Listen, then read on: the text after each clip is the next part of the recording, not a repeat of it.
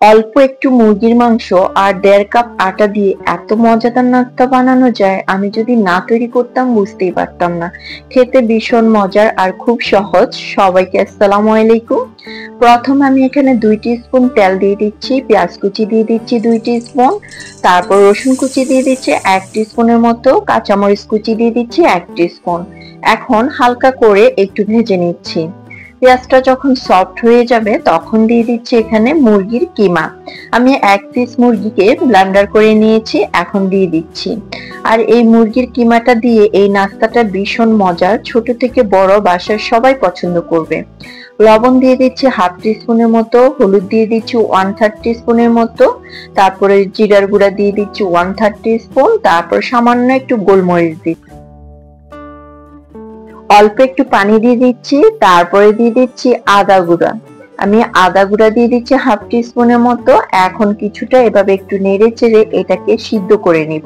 ৩ থেকে ৪ মিনিট এভাবে কুক করে নিতে হবে। যখন পানিটা শুকিয়ে যাবে দিয়ে দিচ্ছি ধনেপাতা ১.৫ টিস্পুনের মতো, তারপরে দিচ্ছি সয়া সস 1/2 টিস্পুনের মতো, টমেটো সস দিয়ে দিচ্ছি ২ টিস্পুন। দিয়ে এখন এটাকে খুব ভালোভাবে একটু ভেজে নিচ্ছি। ১ থেকে ২ মিনিট আমি এভাবে একটু ভেজে নিয়েছি। এখন কিন্তু ভিতরে পুরটা রেডি করা। এখন একটা বাটিতে নিয়ে নিচ্ছি, তারপর একটা বাটিতে ১.৫ কাপ আটা নিয়ে নিচ্ছি। আজকের রেসিপিটি কে কোথায় থেকে দেখছেন অবশ্যই কমেন্টে জানাবেন। তারপর লবণ দিয়ে দিচ্ছি সামান্য একটু 1/2 টিস্পুনের মতো, একটু কালো জিরা দিয়ে দিচ্ছি 1/3 টিস্পুনের মতো, তারপরে পানি দিয়ে দিচ্ছি এখানে পরিমাণ মতো। আমি জাস্ট একটা সফট ডো তৈরি করে নিব, যেরকম আপনারা একটা রুটি বানানোর জন্য ডো তৈরি করেন ঠিক ওরকমই। আর রেসিপিটি এই পর্যন্ত ভালো লাগলে অবশ্যই শেয়ার করে দিবেন। তারপর ছোট ছোট করে নিচ্ছি, আমি একটু ছোট ছোট করে সবগুলা টুকরো করে নিচ্ছি। নিয়ে এখন ছোট ছোট রুটি তৈরি করে নিব। আর এই রেসিপিটা আপনারা তৈরি করে অনেকদিন পর্যন্ত কিন্তু ফ্রোজেন করতে পারবেন। যখন মন চাইবে জাস্ট আধা ঘন্টা আগে নামিয়ে রেখে তারপরে তেলের মধ্যে ভেজে নিলে হবে। এই যে দেখুন, এরকম করে আমি ছোট ছোট করে রুটি তৈরি করে নিচ্ছি। আর এরকম নাস্তা আপনার বাসার প্রিয়জনদেরকে যদি বানিয়ে দেন অবশ্যই তারা অনেক বেশি খুশি হবে। আর আমার বাসার তৈরি করা নাস্তা খেতে ভীষণ ভালো লাগে। তারপরে জাস্ট একটা কাটার দিয়ে কেটে নিচ্ছি, আপনারা চাইলে নাইফ দিয়েও কেটে নিতে পারেন। আমি জাস্ট স্কোয়ার শেপ দিয়ে নিয়েছি। এখন সবগুলা জাস্ট দিয়ে দিচ্ছি। এখন যে পোরটা তৈরি করে রেখেছি চিকেনের, এটা এখন দিয়ে দিব। আপনারা চাইলে এই রেসিপিটা কিন্তু ইফতারিতে রাখতে পারেন। এই যে দিয়ে দিলাম, দিয়ে তারপর এখন যে ৪ ও ৫টাতে আমি পানি দিয়ে দিব। এই যে পানি নিয়ে নিচ্ছি, এখন আঙ্গুল দিয়ে জাস্ট ট্যাপ ট্যাপ করে পানি দিয়ে দিচ্ছি। আমি যেভাবে করছি আপনারা ঠিক সেভাবে করবেন।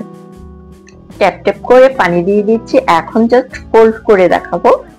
এই যে ঠিক এইভাবে আপনারা ফোল্ড করে নেবেন। আর এটা একদমই সহজ, আমি যেভাবে করছি আপনারা ঠিক সেভাবে করে নেবেন। তারপরে জাস্ট একটা সৌন্দর্যের জন্য আমি জাস্ট এটাকে একটু করে ফোল্ড করে দিচ্ছি। দেখুন একটু ট্যাপ ট্যাপ করে দিচ্ছি, তারপর দুই পাশটা জাস্ট লাগিয়ে দিচ্ছি। একটু আঙ্গুল দিয়ে ট্যাপ করে দিচ্ছি, হালকা একটু পানি দিচ্ছি, তাহলে খুব ভালোভাবে লেগে যাবে। সবগুলা করে নিয়েছি। এখন গরম তেলে দিয়ে দিচ্ছি। চুলার মধ্যে আগে তেলটা খুব ভালো করে গরম করে নিয়েছি। এখন মিডিয়াম টু লো হিটের মধ্যে এগুলা ভেজে নিব। এই যে কিছুক্ষণ এই পাশটা ভাজার পর তারপর উল্টে পাল্টে দিচ্ছি। যখন গোল্ডেন ব্রাউন হবে তখন তুলে নিব। এই যে দেখুন, এখন দেখতে কিন্তু অনেকটাই লোভনীয় লাগছে। জাস্ট এখন তুলে নিব। আর এই নাস্তাটা এত মজা যে কি বলবো, চাইলে আপনারা এটা ইফতারিতে রাখতে পারেন। ইফতারির জন্য বেস্ট ভাজা করা হবে। এই যে করে নিয়েছি। এখন এটা খেতে ভীষণ মজার। যখন মুখে দিয়ে জাস্ট কামড় দিবেন, চিকেন আর চিকেন। রেসিপিটি ভালো লাগলে শেয়ার